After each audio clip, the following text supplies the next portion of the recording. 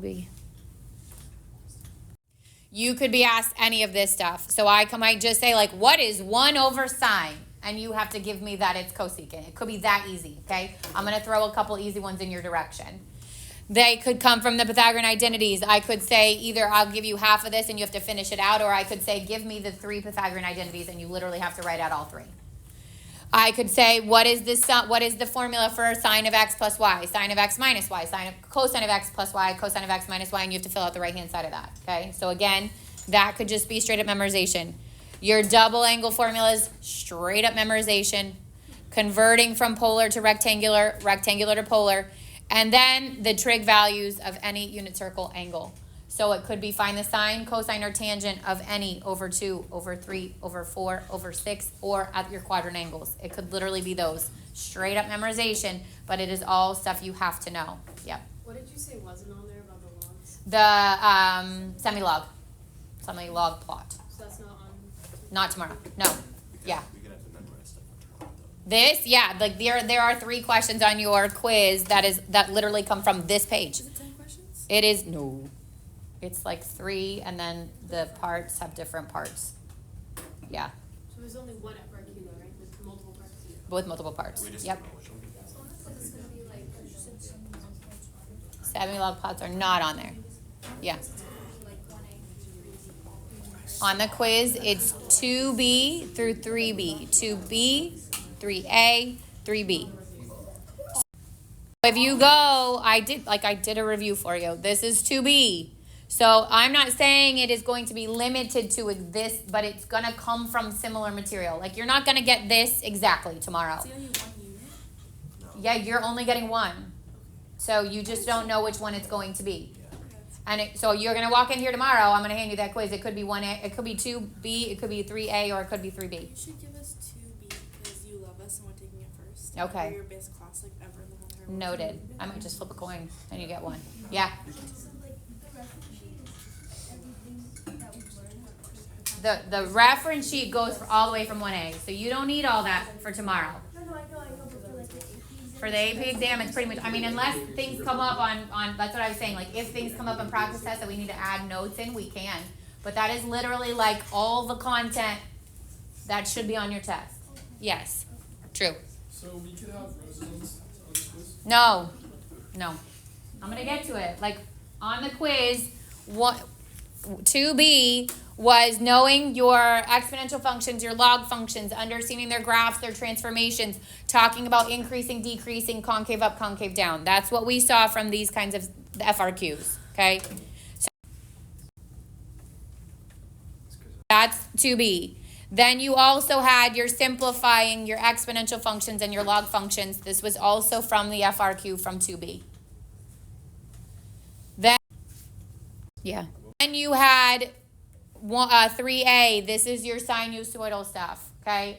You're not getting secant or cosecant or tangent or cotangent tomorrow. It is not on your FRQ. It is sinusoidal based, so we're talking sine and cosine, okay? So it could be a word problem like this where you have to mark those coordinate points and then answer things about it. Find your A, find your B, find your C. We did one like this already, but here's another one, okay? This is not calculator. It says it at the top. No calculator, okay? So that's an example of how you could see sinusoidal without a calculator, sinusoidal with a calculator.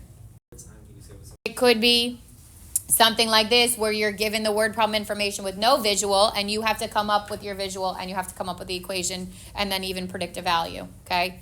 So this is with a calculator. Notice the little symbol. This one is calculator. I'm going to talk about it.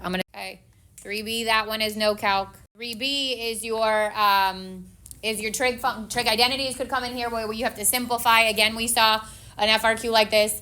And then you have something like part B where you have to either find the arc sine or arc cosine, whatever, or you have to find the sine or cosine of an angle.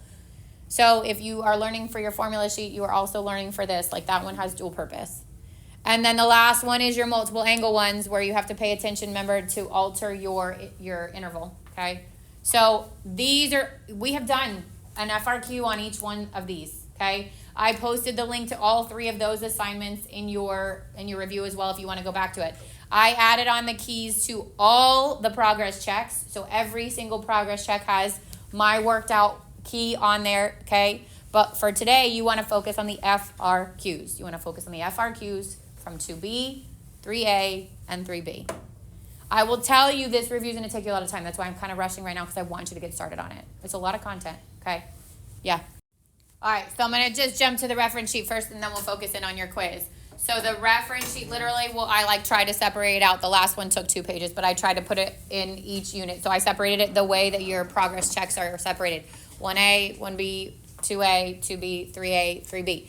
This is really everything. I mean, if we get to our practice test as they're releasing, they just released 2 more practice tests. But as we get there, if there are new things on there, then we will certainly add to this. But this is pretty much everything that's come up on the progress checks, okay? Some of it you have to elaborate on, but some of it I tried to be descriptive. Like it might say like no transformations, and 1 point in all of it I describe the transformations, like the vertical shift, the horizontal stretch, like all that, but I didn't put it every time because it came up a bunch, okay? But this is basically what we talked about within each section. I do want to elaborate on Unit 1A because this question came up last week and I forgot to go back to it. But on the Kahoot that we did, remember there was a question that said, where was the point of inflection? Do we remember this? let me see. And it said, it like gave you this whole big function, and then it asked you for the values of the graph has a point of inflection. So by definition, a point of inflection is where your graph changes from concave up to concave down, right? So you're looking for your changes of behavior. When you graph this, the answer was everywhere. It went like, I think it went like this, like up and down. Oh my word. Okay, and it was here, here, and here. That's normally changing of increasing to decreasing, which is not points of inflection. But the like in all those words, it said that the model is the function for the rate of change. So this model is not your original model. This is the rate of change of that model. And that's where it's tricky because it says this is already the rate of change. So but by looking at it, you are looking at a model of a rate of change, which means you are looking for where the rate of change changes directions, which was the here, here, and here, okay? So be really careful when you're given a model. If it says rate of change, then to find points of inflection, you're literally looking for the times in which it changes from increasing to decreasing, not concave up and concave down. If it was an original graph, if it did not say rate of change, we'd be looking for where it changes from concave down to concave up. Well, this would also be down, okay?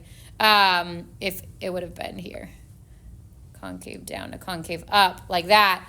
And then those would have been the changes in those points. The middle point would not have counted. Yeah. There's only 2.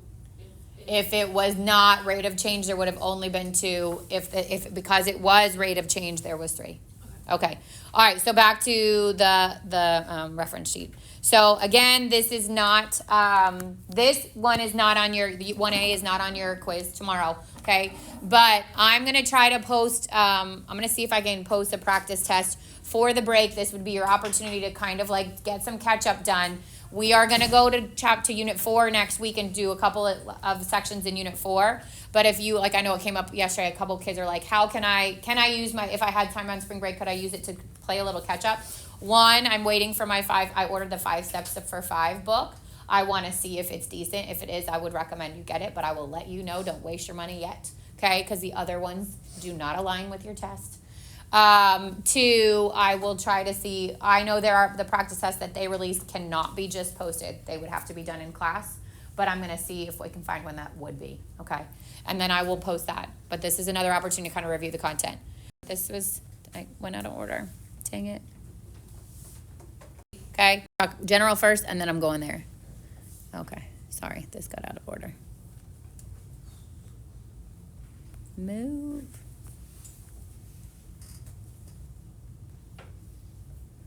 What the heck?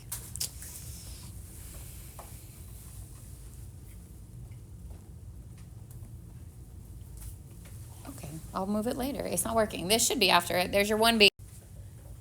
Where? Then we went to 2A.